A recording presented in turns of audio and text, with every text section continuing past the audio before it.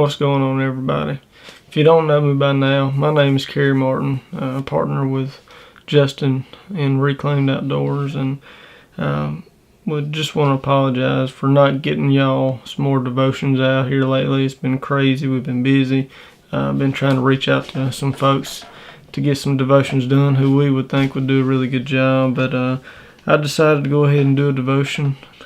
What I want to talk to y'all about is friends and surrounding yourself with Christian people. That's one of the things that everybody strives for, is to have friendships and companionships and have somebody to talk to and get advice from and hang out with. And there is a difference between good friends and bad friends, and we all know that. But I want to start off with Genesis 2:18. God even told us that it is not good for a man to be alone. And so that is why he made Eve.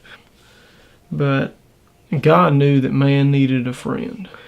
Y'all know that when you're alone and, things can start running through your mind, things that you may not even want to think about, but just those thoughts and you being alone, and the devil comes against you and attacks you, and that happens so much nowadays that people get off to themselves and want to be isolated from people and not talk to people, not open up, and that's why you have to have those good friends there to be able to rely on and talk to. Proverbs 13:20, and it says, "Walk with the wise and become wise, for a companion of fools suffers harm." That is so true. You know how you have a crowd of people and they just go off and they do what they want to and they don't live right. Eventually it catches up to them. The Bible tells us many things on how to be a good friend. Proverbs 27:10 says, "Do not forsake your friend." So how many of y'all out there can say that you've never forsaken your friends, that you've always been tried and true? Proverbs 18:24 says, "One who is unreliable friend soon comes to ruins, but there is a friend who sticks closer than a brother." We're not necessarily talking about family member, brother. We're talking about blood. There's some friends out there that people have that would do 110% of what any family member would ever do for them.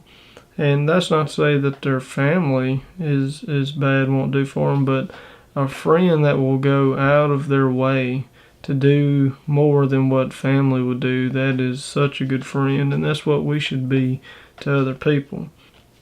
So we need to strive to be the best friend and have the best relationship with people that we can. John 15:13 says, "Greater love has no one than this, that someone lay down his life for his friends." If you had somebody that would go to the ends of the earth to make you happy and give you what you needed, that is a well worth a friend. I mean, what better friend than we have than Jesus, who laid his life down for us, that our sins may be covered and cleansed. I mean, that's the ultimate sacrifice. John 13:35 says, "By all this people will know that you are my disciples, if you love for one another." And as Christians, we're supposed to love one another, even sinners. God said, "Go out and find the sinner." Jesus was a friend to sinners. I'm a sinner. Everybody's a sinner. We all sin, even though our sins have been covered by Jesus' blood. 1 Corinthians 15:33 says, "Do not be deceived, for bad company ruins good morals." 1 Thessalonians 5:11 says, "Therefore encourage one another and build one another up, just as you are doing." And that's what friends are supposed to be for. We're supposed to be encouragers, and we're supposed to lift people up. We should push and strive to make other people's lives better than ours. That's what we're supposed to do. Not meaning this in a bad way, but for people to reach those goals, if we can be a stair step per se to help people get there, that's what we should do. So there's many things that the Bible tells us, guidelines on what kind of friend to be, what kind of friends to have. Proverbs 12:26 tells us it's good to be cautious when choosing friends. 1 Corinthians 5:9 through 11. Do not hang out with people involved in sin. You know, that's one of those things that we get involved in. We don't realize it's bad at the time, but we just end up getting deeper and deeper involved until we hit rock bottom. 1 Corinthians 15:33.